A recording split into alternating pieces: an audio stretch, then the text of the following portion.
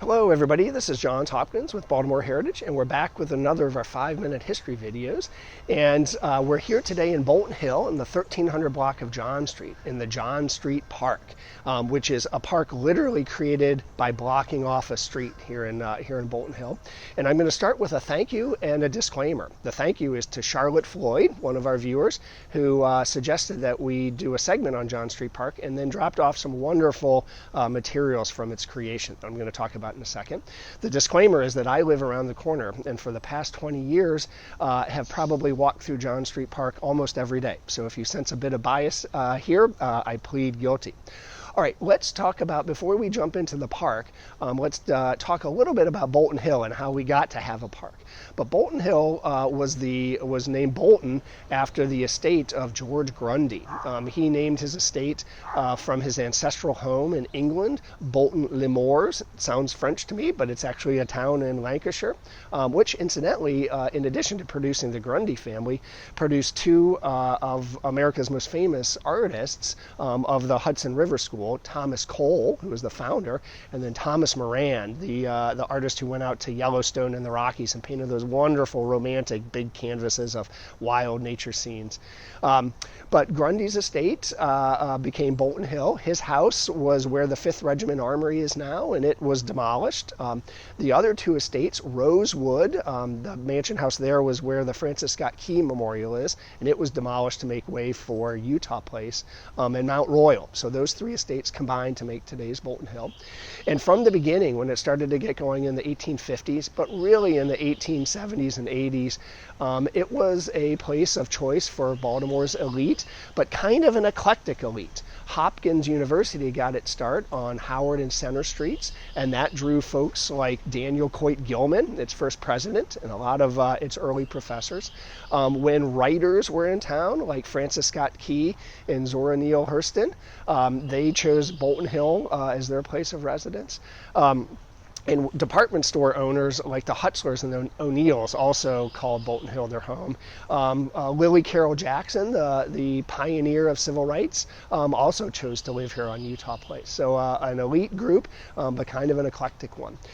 Things were going along with homeowners here in Bolton Hill, but in World War II, whether for profit motive or patriotic motive, we don't really know, but a number of owners converted their houses into apartments for the masses of war workers that were coming in. And after the war, that created kind of an unintended consequence. After the war, in the late 1940s and 50s, with federal dollars pouring in for urban renewal projects, which turned out to be slum clearance, places like Bolton Hill were targets. Bolton Hill's houses were now 60, 70 years old, and many of them had been turned into apartments, and that was considered slums by the powers that be, the planners. Bolton Hillers, many did not take that line down. People like Tom and Joyce Ward fought to protect Linden Avenue. They lost their own house. The city demolished their own house, but they were able to save one fantastic block. People like Delegate and then State Senator Jack Lapidus fought to try to keep the city from using eminent domain to take people's houses. And people like Ann and Bill McCloskey formed a wonderfully named protective association to try to keep the city at bay. The protective association name was Homeowners Against Housing Authoritarianism, or HOOHA, a wonderful acronym. And these folks were all serious at trying to keep their houses. At the same time as the urban renewal and slum clearance folks were coming in, the highway planners were planning highways through Baltimore, in East Baltimore and Fells Point, in West Baltimore, the highway to nowhere. And here on John Street, highway planners had proposed putting an on-off ramp to Interstate 83 through John Street. And that sparked a number of folks here to form what they called the Residential Protective Association, to try to fight to keep the highway out and the on-off ramp out. And those folks, I'd like to read just the names of the three folks who are credited with really leading the effort, because it's important sort of to accentuate that these were folks like you and me who were fighting for the neighborhood and the city that they love. Edward Howard, John Mollett and the gentleman with clearly the best name, Pleasanton L. Conquest III. Those folks all were instrumental in getting John Street Park started.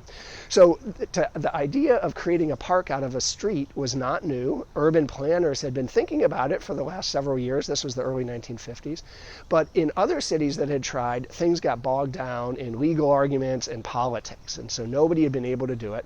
But in 1955, here on the 1300 block of John Street, the folks succeeded. They were able to convince the city's park board to let them turn the street into a park on two conditions. One is that the residents would maintain it, not the city. The city didn't want anything to do with that. And two is that the park be designed in a way that fire trucks and emergency vehicles could get through if needed. And that was achieved with a chain going across either side of the roadway that could be either cut through or unlocked if need required. And so in 1955, the park was dedicated, and ever since it's been taken care of by volunteers. There's now a Friends of John Street Park that take care of it. Wonderful, wonderful people. And I'd like to wrap up with a few quotes from a woman named Sarah Azriel, who in 1958 lived here on this street and reflected on what it was like to live in such a good block. And let me read two quotes from her. The first was her reflecting on what it was like to have a park and not an on-off ramp.